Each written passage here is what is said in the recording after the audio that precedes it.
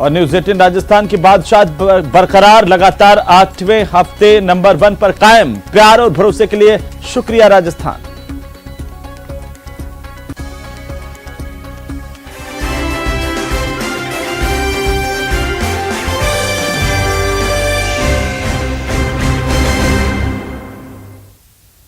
नमस्कार, प्रदेश के number 1 news channel news 18 Rajasthan पर आप सभी का स्वागत है। मैं हूं आपके साथ हेमंत कुमार और आप देख रहे हैं न्यूज 18 प्राइम। न्यूज 18 प्राइम में आज देश दुनिया के साथ प्रदेश की तमाम खबरों पर नजर डालेंगे, आपको जानकारी देंगे। लेकिन सबसे पहले आज की चर्चित खबरों के तस्वीरें हम आपको दिखा दें।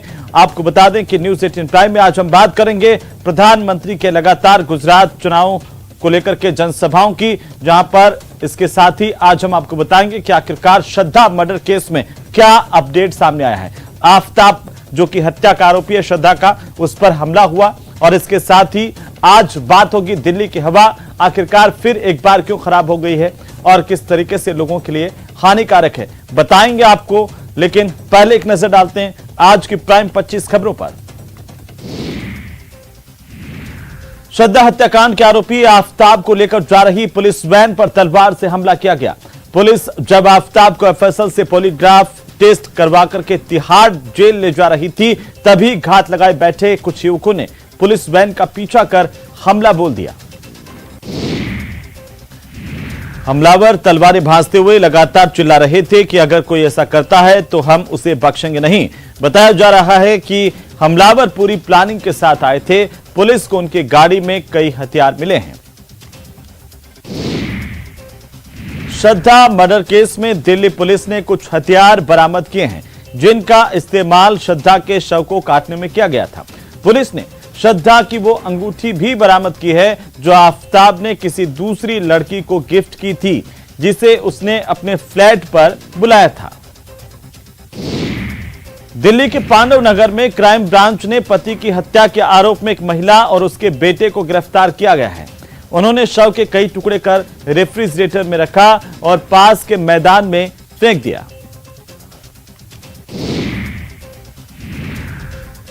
इस मामले में गिरफ्तार आरोपी महिला ने कहा है कि वो मृतक मेरे बच्चों के साथ गलत करता था और गलत नीयत रखता था, इसीलिए मैंने ऐसा किया और मैंने नहीं, मेरे बेटे ने उसे चाकू मारा।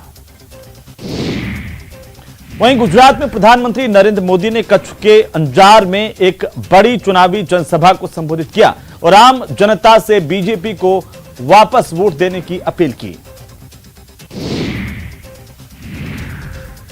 आम आदमी पार्टी के मुखिया और दिल्ली के मुख्यमंत्री अरविंद केजरीवाल गुजरात के सूरत पहुंचे, जहां पर उन्होंने पहले एक जनसभा को संबोधित किया, फिर एक रोड शो किया और इस रोड शो के दौरान अरविंद केजरीवाल के काफिले पर पथराव भी हुआ।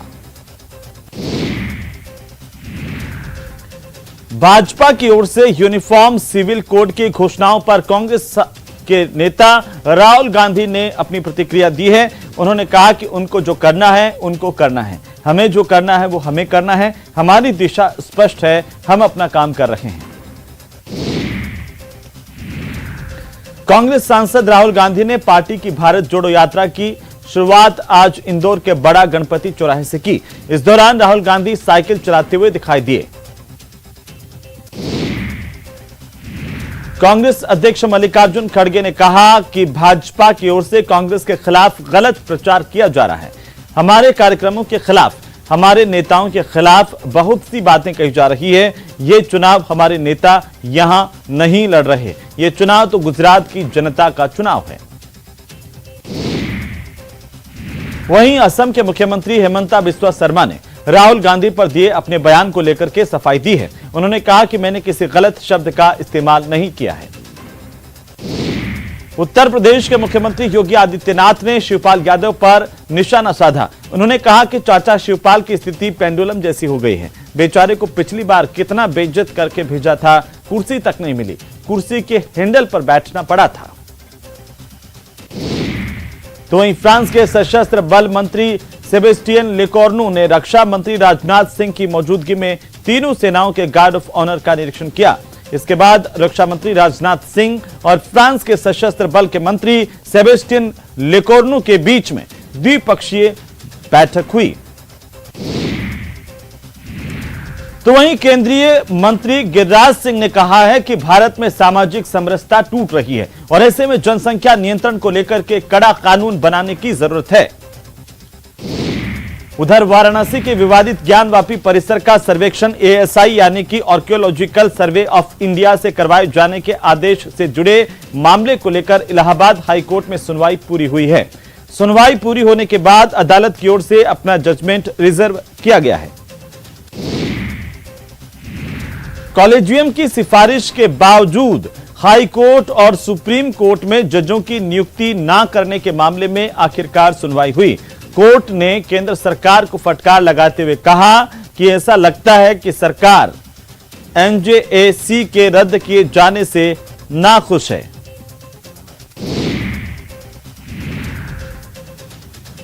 तो वहीं जबरन धर्म परिवर्तन के खिलाफ दायर की गई याचिका पर सोमवार को सुप्रीम कोर्ट में सुनवाई की गई। सुनवाई के दौरान सुप्रीम कोर्ट ने फिर दोहराया है कि जबरन धर्मांतरण नहीं हो सकता, ये एक गंभीर मामला है। ओलंपियन और महान एथलीट पीटी उषा भारतीय ओलंपिक संघ की अध्यक्ष बनी हैं। इस पद के लिए किसी और ने नामांकन नहीं किया था। वे भारतीय ओलंपिक संघ की पहली महिला अध्यक्ष बन चुकी हैं। तो वहीं शेयर बाजार ने हफ्ते के पहले कारोबारी दिन यानी कि सोमवार को नया रिकॉर्ड बनाया है। कारोबार के दौरान सेंसेक्स 62,701 के नए ऑल टाइम हाई पर पहुंच गया। इससे पहले सेंसेक्स ने शुक्रवार को ऑल टाइम हाई बनाया था। और अब बात प्रदूषण की। System of air quality and weather forecasting and research के मुताबिक दिल्ली में एक्यूआई बहुत खराब श्रेणी में पहुंच गया है। यहां लोगों की सांस लेना भी उन्हें मुश्किल हो रहा है। तो राजस्थान कांग्रेस में सियासी घमासान के बीच राहुल गांधी का बड़ा बयान सामने आया है। भारत जोड़ो यात्रा के दौरान इंदौर में प्रेस कॉन्फ्रेंस के दौरान राहुल गांधी ने कहा कि अशोक गहलोत और पायलट दोनों ही पार्टी के लिए बहुमूल्य हैं। राजधानी जयपुर के सचिवालय में सरकार की गुर्जर संघर्ष समिति के प्रतिनिधि मंडल के साथ बैठक हुई। बैठक के बाद शिक्षा मंत्री बीडी कल्ला ने कहा कि ज्यादातर मांगों पर सहमति बन गई है। बीजेपी के राष्ट्रीय प्रवक्ता कर्नल राज्यवर्धन सिंह राठौड़ ने गहलोत सरकार पर बदले की राजनीति करने के आरोप लगाए हैं। जल जीवन मिशन के तहत प्रदेश के 39,521 गांवों में 93.87 लाख घरों में हर घर जल कनेक्शन की स्वीकृतियां प्राप्त कर ली गई हैं। विजय हजारे ट्रॉफी के दूसरे क्वार्टर फाइनल में ऋतुराज गायकवाड़ ने गदर मचा दिया। 159 गेंद पर 220 रन की पारी खेली। अपनी पारी में गायकवाड़ ने 10 चौके और 16 छक्के लगाए। तो चलिए आगे बढ़ेंगे और अब बात करेंगे श्रद्धा मर्डर केस की। दिल्ली में श्रद्धा मर्डर केस में आरोपी आफताब पर रोहिणी के इलाके में हमला करने की कोशिश की गई। आपको बता दें कि आरोपी आफताब जैसे ही एफएसएल कार्यालय के बाद पुलिस की वैन में सवार होकर के निकला, तभी हमलावरों ने अपनी कार आगे खड़ी कर दी और तलवारें लेकर के दौड़े। दिल्ली पुलिस को भी कुछ पल तक घटनाक्रम समझ में नहीं आया। तभी एक पुलिसकर्मी ने बहादुरी दिखाई और राइफल लेकर के सामने आ गया। पुलिसकर्मी ने ललकारा और कहा कि अगर वज्रवाहन का गेट खोला तो फायरिंग करनी पड़ेगी। इसी बीच वज्रवाहन में आगे बैठा सिपाही भी रिवॉल्वर लेकर के नीचे आया और उसने भी हवाई फायरिंग करने के लिए चेताया। पुलिस कर्मियों के सामने अड़ जाने की वजह से हमलावर थोड़ा सहमे और इसी बीच वज्रवाहन आगे बढ़ गया और आफताब को हमलावरों से बचा लिया गया। फिलहाल श्रद्धा मर्डर केस मामले में हत्या का आरोपी आफताब, जिसे सुरक्षित तिहाड़ जेल पुलिस ने भेज दिया है। पुलिस ने 2 हमलावरों को हिरासत में लिया। इनका दावा है कि ये लोग हिंदू सेना से हैं और गुरुग्राम से आफताब के 70 टुकड़े करने आए थे। पुलिस को हमलावरों की कार में हथौड़ा, विकेट और तलवारें भी मिली हैं। केस भी लगवाएंगे, गोली भी खाएंगे, बहन बेटियों को नहीं मरने देंगे। मैं कहता हूं पूरे देश की बच्चियों को किसी को दिक्कत आए, मैं कुलदीप ठाकुर मेरे से संपर्क करना, नंबर दूंगा सबको। करो सर अरेस्ट, केस लगाओ। केस भी लगवाएंगे, गोली भी खाएंगे, बहन बेटियों को नहीं मरने देंगे। मैं कहता हूं पूरे देश की बच्चियों को किसी को दिक्कत आए, मैं कुलदीप ठाकुर, मेरे से संपर्क करना, नंबर दूंगा। तो ये तस्वीरें देखिए कि किस तरीके से यहाँ पर हमलावरों ने हमले की कोशिश की, वैन पर हमला किया गया। इसी दौरान पुलिसकर्मियों ने कैसे जैसे करके आफताब, जो कि हत्या का आरोपी है, जिसे लेकर के देश भर में आक्रोश है, उसे सुरक्षित वहां से निकाला और उसे जेल तक पहुंचाया। बहरहाल हमलावरों की को लेकर के जांच की जा रही है। दिल्ली पुलिस इसे लेकर के जांच कर रही है। केस भी लगवाएंगे, गोली भी खाएंगे। तो वहीं राजधानी दिल्ली के त्रिलोकपुरी में हुई हत्या को लेकर पुलिस ने एक सनसनीखेज खुलासा किया है। श्रद्धा मर्डर केस जैसी इस वारदात में महिला ने बेटे के साथ मिलकर अपने पति की क्रूरता से हत्या की। रिपोर्ट देखिए।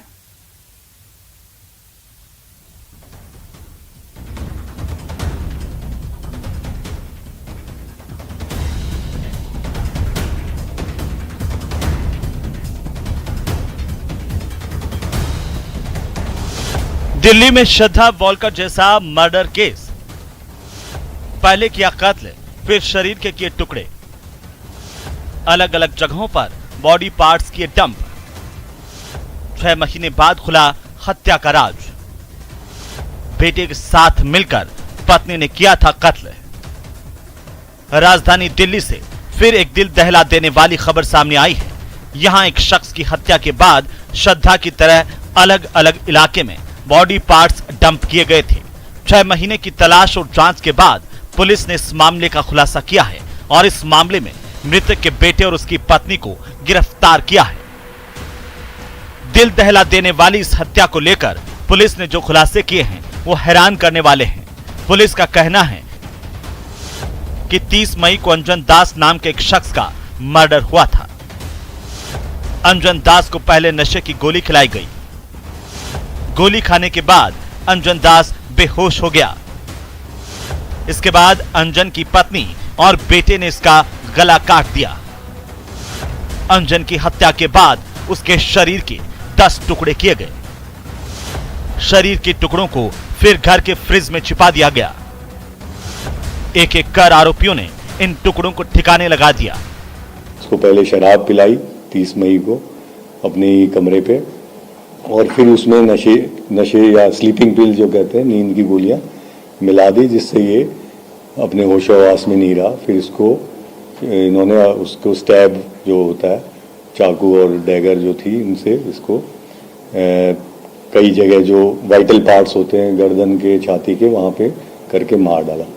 जब इनको लगा, इन्होंने वो देखा सांस वास सब बंद हो गई है और बिल्कुल मर चुका है, तब इन्होंने इसको छोड़ दिया बॉडी को रात भर तक, कि जो खून वून है सब सूख जाए।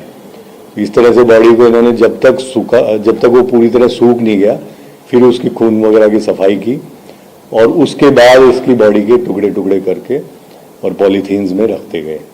और फिर उसको बारी बारी से जाके कभी जैसे थाई जो जांग का टुकड़ा ले गए, कभी घुटने के नीचे का टुकड़ा ले गए। वो जहाँ पे इनको लगता था कि कोई आता जाता नहीं है, रामलीला मैदान के पीछे एक न्यू अशोक नगर का गंदा नाला है, वहाँ पे जाके उसको डिस्पोज करते रहे।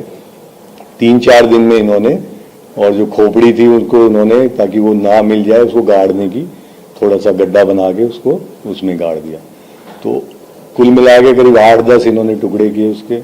8-10 बार इन्होंने उसको जाके अलग अलग जगह पे डाला ताकि कोई कनेक्टिविटी ना हो। खास बात यह है कि जिस बिल्डिंग में यह परिवार रहता था, वहां के लोगों को इस बात की भनक तक नहीं लगी। सबसे पहले यह मामला तब सामने आया जब 5 जून 2022 को पांडव नगर के चांद सिनेमा के पास फेंके गए शरीर के एक टुकड़े से उठ रही बदबू की किसी ने पुलिस को खबर दी। इसी खबर के बाद पुलिस ने इन टुकड़ों की जांच शुरू की। कुछ बॉडी पार्ट्स मिले थे।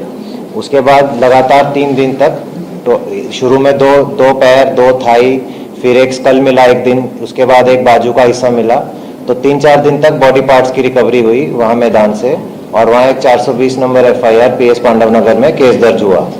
इसमें काफ़ी जद्दोजहद हुई। पहले तो ये बॉडी को आइडेंटिफाई करने की, UID भी बॉडी थी, उसमें ये आइडेंटिफाई नहीं हो पाई थी। इसी कारण इस केस में कोई ब्रेक थ्रू मिल नहीं रहा था। तो उसी कारण, क्योंकि काफ़ी वो था, ग्रुसम मर्डर लग रहा था कि बॉडी पार्ट्स हुए हैं, उस कारण हमारी कई टीम्स उस पर काम कर रही थी।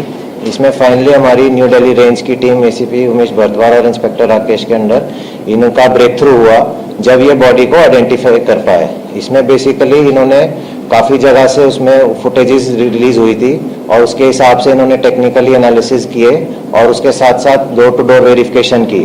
तो जब काफ़ी डोर टू डोर वेरिफिकेशन की तो एक बारी कुछ उसमें काम की बात नहीं निकल पाई, बट इन्होंने हिम्मत ना हारते हुए फिर उसको आगे बढ़ाया और फाइनली ये जीरो इन कर पाए कि जो सस्पेक्टेड डिसीज्ड आदमी है अंजन दास हो सकता है। अंजन दास की हत्या की बात जितनी हैरान कर देने वाली है, उनके घर के रिश्तों की कहानी भी उतनी ही हैरान करने वाली है। पुलिस का कहना है कि आरोपी पूनम को शक था कि अंजन दास का किसी और के साथ अवैध संबंध है। पूनम को यह भी शक था कि उसकी बेटी पर अंजन की गंदी नजर है। इतना ही नहीं, आरोपी दीपक को भी शक था कि उसका पिता उसकी पत्नी पर गंदी नजर रखता है। पूनम की जो कहानी है वो बिहार से शुरू होती है। जब ये मात्र 13-14 साल की थी तो एक सुखदेव तिवारी से इसका विवाह कर दिया गया था। तो वहीं जैश के 5 आतंकियों को उम्र कैद की सजा दी गई है। दिल्ली की पटियाला हाउस कोर्ट ने यह बड़ा फैसला सुनाया है। बड़ी जानकारी आपको बता दें कि युवाओं को भड़काने के आरोप है, युद्ध छेड़ने के आरोप है। दिल्ली के पटियाला हाउस कोर्ट ने अपनी सुनवाई पूरी करते हुए सजा सुनाई है। तो वहीं पिछले दिनों दिल्ली के एम्स के सर्वर हैक करने के मामले में एक नया मोड़ आ गया है। दिल्ली पुलिस के सूत्रों की अगर माने तो हैकर्स ने अब वसूली के तौर पर 200 करोड़ रुपए की डिमांड की है। इसके साथ ही वे रुपए क्रिप्टो करेंसी के माध्यम से देने के लिए उन्होंने कहा है। दरअसल यह मामला 23 नवंबर को शाम 7 बजे का है, जब एम्स का सर्वर अचानक से हैक हो गया। अब दिल्ली पुलिस की स्पेशल सेल के तहत आईएफएसओ यूनिट बेहद सतर्कता से इस मामले की तफ्तीश कर रही है।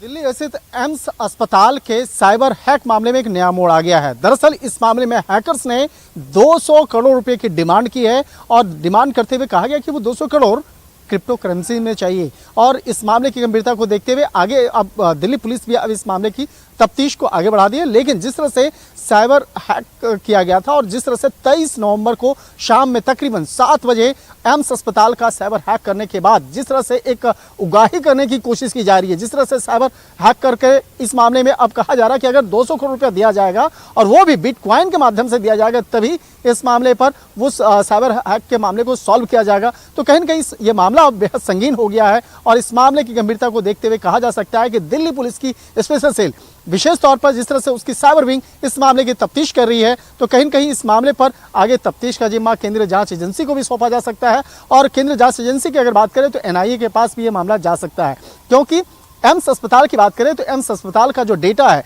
किस तरह से उसको चोरी करने का प्रयास किया गया, जिस तरह से 23 नवंबर को इस मामले में साइबर हैक किया गया था, उसके बाद लगातार इस मामले को समाधान करने का कोशिश किया जा रहा है। लेकिन इस मामले पर जिस तरह से हैकर्स अपनी डिमांड रख रहे हैं, कहीं न कहीं इस मामले की गंभीरता को देखते हुए उन साइबर अटैक करने वाले जो हैकर्स हैं उसके खिलाफ भी ठोस कार्रवाई की योजना बनाई जा रही है।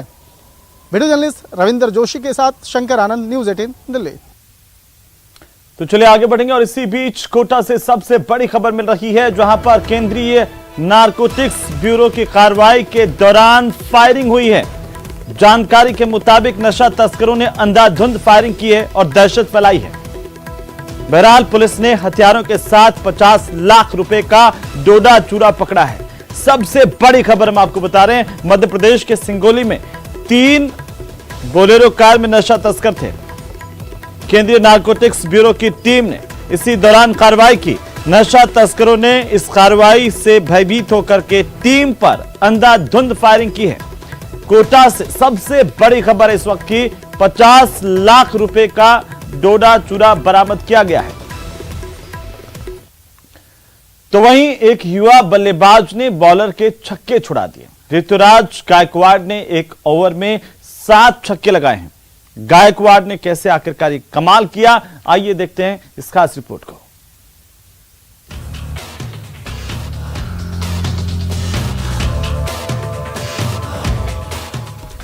एक ओवर में युवराज सिंह के 6 छक्के आपको याद है ना? लेकिन क्या आप सोच भी सकते हैं कि एक ओवर में एक युवा बल्लेबाज ने 6 नहीं बल्कि 7 छक्के जड़ दिए। ये कारनामा किया है युवा बल्लेबाज ऋतुराज गायकवाड़ ने। गायकवाड़ ने विजय हजारे ट्रॉफी में महाराष्ट्र की ओर से खेलते हुए उत्तर प्रदेश के खिलाफ मैच में एक ओवर में 7 छक्के जमा दिए। वे लिमिटेड ओवर क्रिकेट में यह कारनामा करने वाले दुनिया के बल्लेबाज बन गए हैं। गायकवाड़ ने यह कारनामा महाराष्ट्र की पारी के 49वें ओवर में किया। शिवा सिंह के इस ओवर में 1 गेंद 9 बॉल थे। इस तरह यह ओवर 7 गेंदों का हुआ और गायकवाड़ ने सभी 7 गेंद पर छक्के जमा दिए। ओवर में कुल 43 रन बनाए। उन्होंने इस पारी में 159 गेंदों पर 220 रन बनाए। इस पारी में गायकवाड़ ने 10 चौके और 10 छक्के जमाए। गायकवाड़ की इस पारी की बदौलत महाराष्ट्र ने 50 ओवर में 5 विकेट खोकर 330 रन बनाए। गायकवाड़ ने इस पारी में ओपनिंग की थी।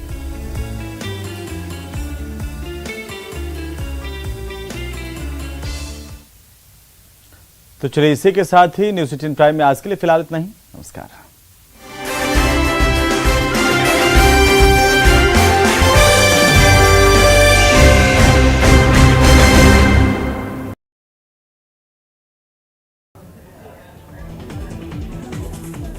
झुंझुनू के सुल्ताना कस्बे में पिछले 10 महीने से पेयजल की समस्या का समाधान नहीं होने से नाराज लोगों ने आज सुल्ताना चढ़ावा मार्ग पर जाम लगा दिया। खाद के लिए किसान परेशान हो रहे हैं। झुंझुनू फल सब्जी क्रय विक्रय केंद्र पर यूरिया जैसे आई वैसे ही किसानों की कतार लग गई। श्रीगंगानगर के घड़साना में सर्दियों के दिनों में भी पिछले 10 दिनों से पेयजल सप्लाई नहीं होने की वजह से आम उपभोक्ता अब परेशान हो रहे हैं। केंद्रीय राज्य मंत्री अर्जुन राम मेघवाल ने बांसवाड़ा में प्रवास के दौरान एक प्रेस वार्ता को संबोधित किया। उन्होंने कहा कि कांग्रेस ने अपने विधायकों को भ्रष्टाचार और लूट करने की पूरी छूट दे रखी है। उदयपुर संभाग के सबसे बड़े हॉस्पिटल महाराणा भूपाल चिकित्सालय में सफाई व्यवस्था की पोल आज उस समय खुल गई जब न्यूज 18 की टीम हॉस्पिटल परिसर में पहुंची, जहां इमरजेंसी के बाहर नालियां ओवरफ्लो होने से कीचड़ फैला हुआ नजर आया। लेक सिटी उदयपुर में 72वीं सीनियर राष्ट्रीय बास्केटबॉल प्रतियोगिता का शुभारंभ महाराणा भोपाल परिसर में हुआ। इस अवसर पर समारोह में मुख्य अतिथि केंद्रीय जल विकास मंत्री गजेंद्र सिंह शेखावत ने शिरकत की। मंत्री शेखावत ने कहा कि भारत खेलों में निरंतर प्रगति कर रहा है। अलवर समाज कल्याण विभाग द्वारा आज पालनहार मैराथन का आयोजन किया गया। इस पालनहार मैराथन को प्रताप ऑडिटोरियम से कैबिनेट मंत्री टीकाराम जूली और जिला कलेक्टर जितेंद्र सोनी ने हरी झंडी दिखाकर रवाना किया। गुजरात चुनाव को लेकर केंद्रीय जल शक्ति मंत्री गजेंद्र सिंह शेखावत ने बड़ा दावा किया है। उन्होंने कहा कि मैं भाजपा को ऐतिहासिक गुजरात में सफलता मिलेगी। दिल्ली से गुजरात आई कुछ पार्टियों का सफर शून्य से शुरू होगा और शून्य पर ही सिमट जाएगा।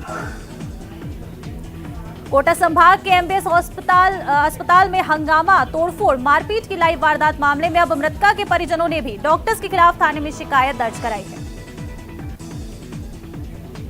बूंदी में झाड़ियों के बीच लहूलुहान हालत में मिली नवजात बालिका को कोटा के जेके लोन हॉस्पिटल में भर्ती कराया गया, जहां उसका गंभीर हालत में उपचार जारी है। टोंक जिले की बनास नदी में अवैध बजरी खनन से नाराज ग्रामीणों और बजरी लीज धारक आज फिर आमने सामने हो गए। ग्रामीणों ने अवैध बजरी खनन के खिलाफ बनास नदी पर जमकर हंगामा और लाठी डंडों से वाहनों में तोड़फोड़ की। नाबालिग से दुष्कर्म के प्रयास के दोषी को हनुमानगढ़ की पॉक्सो कोर्ट ने आज 7 साल के कारावास की सजा सुनाई है। आरोपी ने दुष्कर्म के इरादे से साल 2019 में स्कूल जाते समय 9 वर्षीय नाबालिग और उसके नाबालिग भाई का अपहरण किया था। करौली में राज्य स्तरीय सैनिक कल्याण सलाहकार समिति उपाध्यक्ष राम सहाय बाजिया सोमवार करौली दौरे पर रहे। इस दौरान कलेक्ट्रेट में अधिकारियों की बैठक लेकर योजनाओं की प्रगति की समीक्षा ली। डूंगरपुर जिले की साइबर थाना पुलिस ने मेवात गैंग के सरगना समेत 3 आरोपियों को गिरफ्तार कर लिया है। आरोपियों ने अब तक देश में कई जगहों से 1 करोड़ से ज्यादा की ऑनलाइन ठगी की वारदातें कबूल की हैं।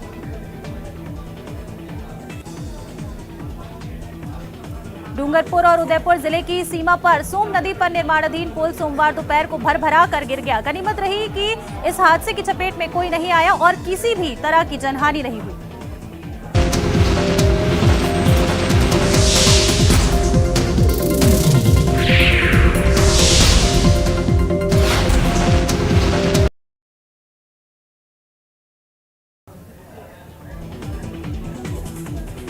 झुंझुनू के सुल्ताना कस्बे में पिछले 10 महीने से पेयजल की समस्या का समाधान नहीं होने से नाराज लोगों ने आज सुल्ताना चढ़ावा मार्ग पर जाम लगा दिया। खाद के लिए किसान परेशान हो रहे हैं। झुंझुनू फल सब्जी क्रय विक्रय केंद्र पर यूरिया जैसे आई वैसे ही किसानों की कतार लग गई।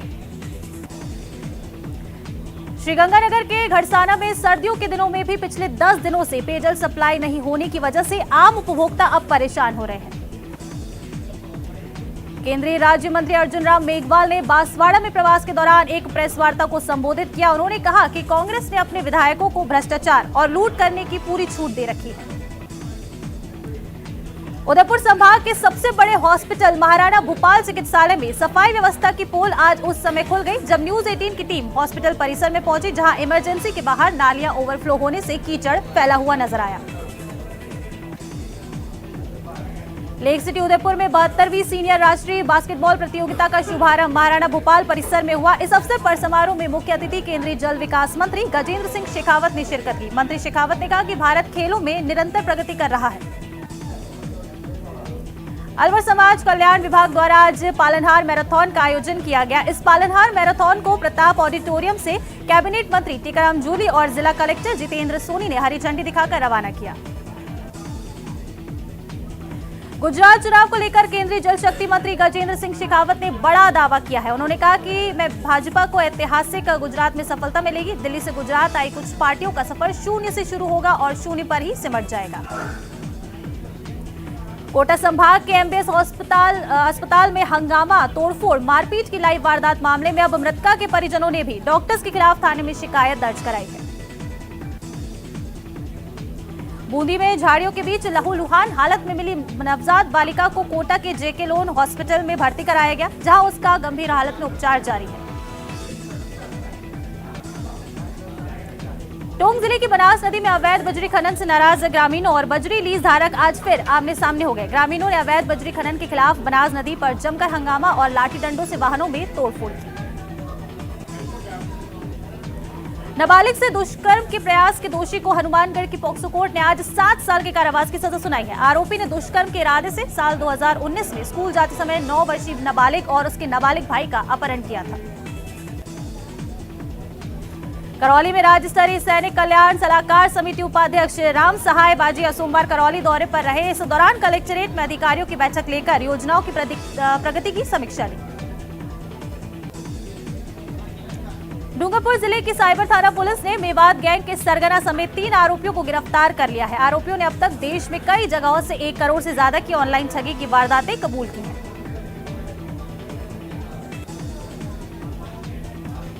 डूंगरपुर और उदयपुर जिले की सीमा पर सोम नदी पर निर्माणाधीन पुल सोमवार दोपहर को भर कर गिर गया। गनीमत रही कि इस हादसे की चपेट में कोई नहीं आया और किसी भी तरह की जनहानि नहीं हुई।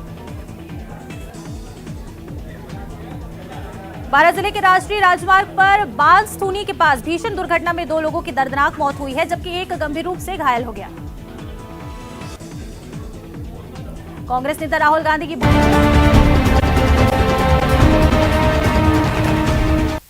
नमस्कार, 20 मिनट 20 खबर में आपका बहुत बहुत स्वागत है। आपके साथ मैं हूं स्वप्निल। अगले 20 मिनट में आपको 20 अहम